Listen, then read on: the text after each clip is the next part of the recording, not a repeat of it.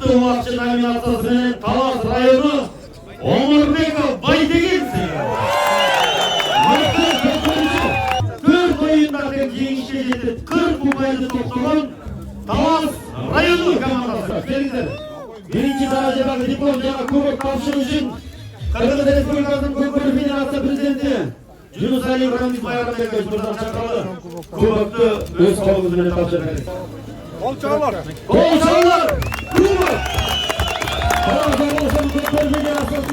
Өкмөт кубогу 28 упай менен Бакай Ата району, 26 упай менен Айтматов району, 18 упай менен Манас району.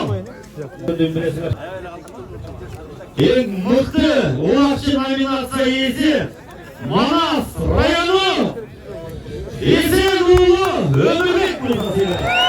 26 упай менен бүгүн Бакай Ата курама командасы жалпы жыйынтыкта 3-чү орунду камсыздады.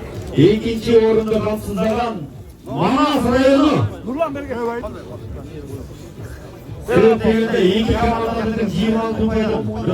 Манас району командасы 1 рет район ичинде чемпион болду. Мына ортодо бир качество деген түшүнүк бар. Талас району курама командасы 36 упай менен бүгүн дагы бир рет мына кубокты баш байгенде камсыздап отуруп байгеңиздер куттуу болсун. Мына команда капитаны Байгелдиев Марис мырза.